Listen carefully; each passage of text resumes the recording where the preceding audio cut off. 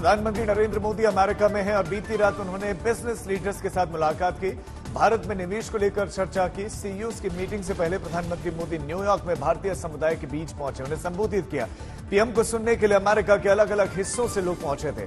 New York का पूरा stadium खचाखच भरा था। अपने संबोधन में प्रधानमंत्री ने कहा कि भारत का मकसद दुनिया में दबदबा काम करना नहीं है, हम दुनिया से सहयोग करना चाहते हैं। पीएम मोदी ने विकसित भारत के संकल्प को दोहराया। पुष्प की 5 पंखुड़ियों को आधार बनाकर नई परिभाषा गढ़ी।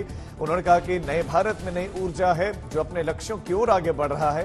उन्होंने अपने कार्यकाल में किए गए कामों का भी जिक्र किया। प्रधानमंत्री ने कहा कि पिछले 10 साल में 25 करोड़ लोग गरीबी रेखा से बाहर निकले हैं। उन्होंने कहा कि विदेश में रहने वाले भारतीय राष्ट्रदूत हैं। एक और एआई है जो भारत को ड्राइव कर रही है, और वो कौन सा और है? वो है A for aspirational, I for India, aspirational India. ये नया फोर्स है, नई ऊर्जा है। आज करोड़ों भारतीयों की एस्पिरेशन भारत की ग्रोथ को ड्राइव कर रही है। हर एस्पिरेशन नए अचीवमेंट को जन्म देती है।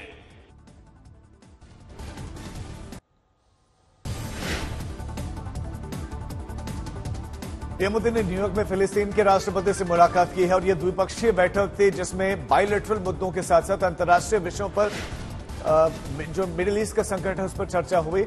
हमास इजरायल युद्ध, इजरायल हिजबुल्लाह टकराव के बीच में इस बैठक को बहुत महत्वपूर्ण माना जा रहा है। बैठक में भारत ने अपनी प्रतिबद्धता दोहराई कि वो शांति का पक्षधर है और पीएम मोदी ने कहा कि हम विश्व शांति चाहते हैं। इससे पहले क्वाड की बैठक में भी प्रधानमंत्री पहुंचे और उन्होंने स्पष्ट किया था कि भारत किसी के साथ नहीं है, हम सिर्फ शांति के साथ हैं और शांति डिप्लोमेसी और डायलॉग से ही आएगी।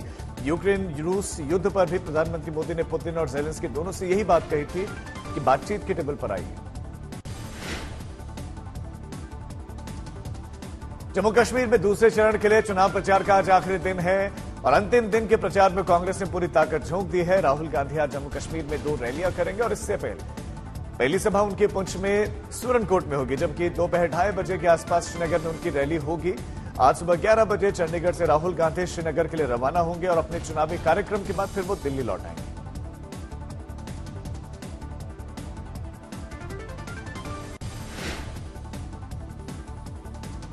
हरियाणा में चुनाव प्रचार जोरों पर है। गृहमंत्री अमित शाह की आज हरियाणा में 2 जनसभाएं हैं। दोपहर 1 बजे टोहना और दोपहर 3 बजे जगाधर में विधानसभा में अमित शाह की रैली होगी।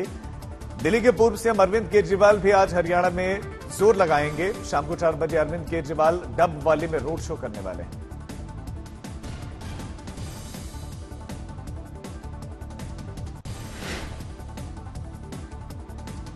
पंजाब में मंत्रिमंडल विस्तार हो सकता है। सूत्रों के हवाले से खबर है भगवंत मान के 4 मंत्रियों ने इस्तीफा दे दिया है। सूत्रों की माने तो जो वैकेंसी है उसकी जगह पर तो नए मंत्रियों को नियुक्त किया ही जाएगा। कुछ अन्य मंत्रियों को भी ड्रॉप किया जा सकता है। कुछ विधायकों के मंत्री बनने के आसार है। पंजाब में अभी मुख्यमंत्री समेत 15 मंत्री हैं। कुल 18 मंत्री हो सकते हैं। 3 सीट पहले से खाली थी।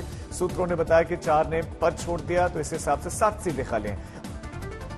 हालांकि सूत्र बता रहे हैं कि 5 विधायकों को मंत्री बनाया जा सकता है। अगर यह मंत्रिमंडल विस्तार होता है तो 30 महीने में चौथा हेरफेर यह होगा।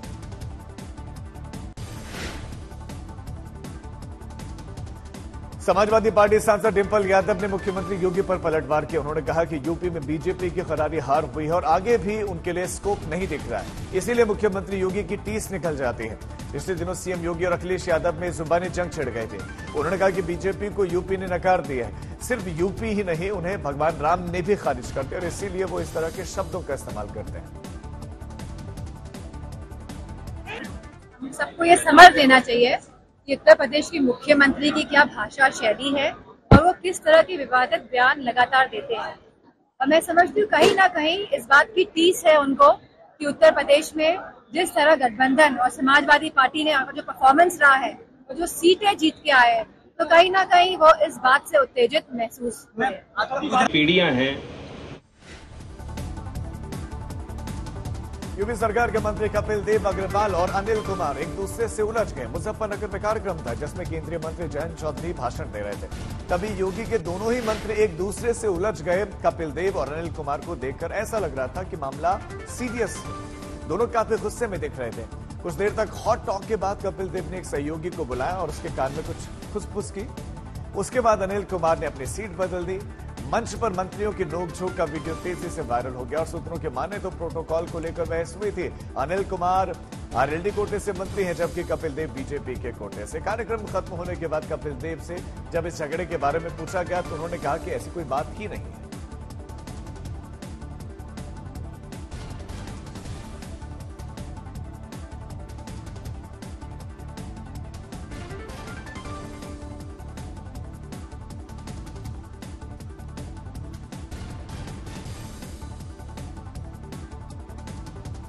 पीढ़ियां हैं, उनको इस नए विद्या से हम जोड़ पाए। उनके अंदर उत्सुकता है, सीखना चाहते हैं।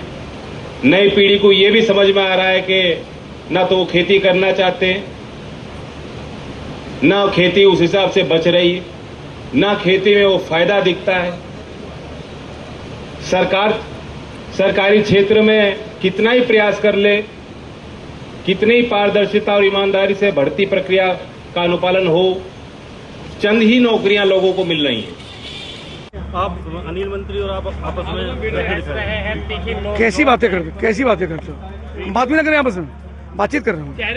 आप अनिल मंत्री और आप आपस में कैसी बातें करते हो? बात भी ना करें, आपस में बातचीत कर रहे हो।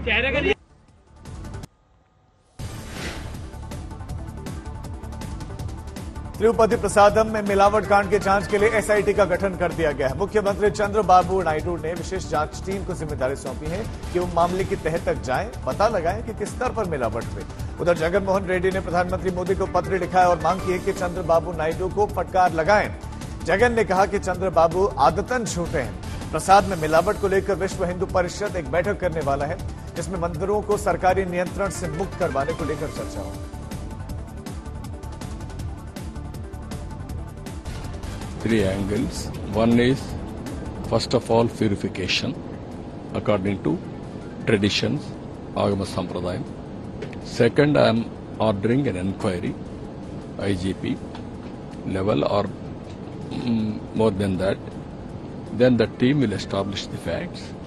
Finally, all temples, all prayer places, respect to religious people only will work, so that there won't be any violations. That also we are going to bring.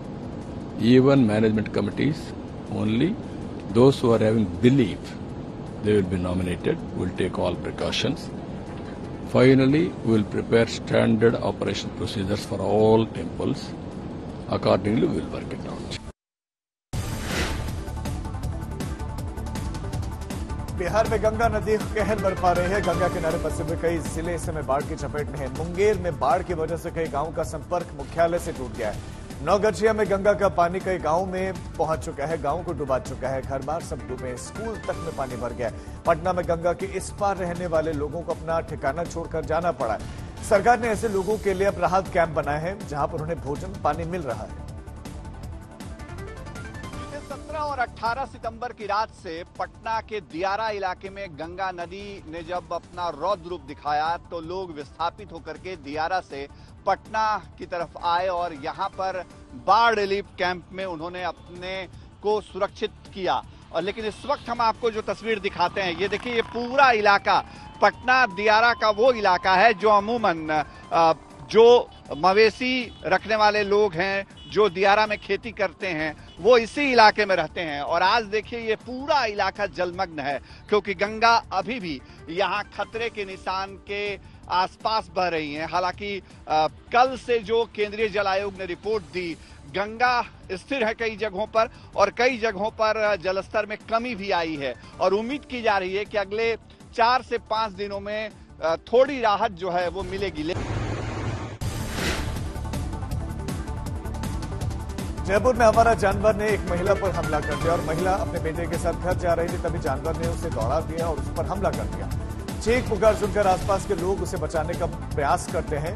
किसी ने बैग फेंक कर मारा, किसी ने पत्थर से मारा, लेकिन जानवर महिला को छोड़ ही नहीं रहा था। तब एक शख्स लाठी लेकर पहुंचा और उसने प्रहार किया, तब जाकर जानवर से महिला की जान बची। जानवर के हमले में महिला के सिर में गंभीर चोट आई है, इसे अस्पताल में भर्ती करवाया गया।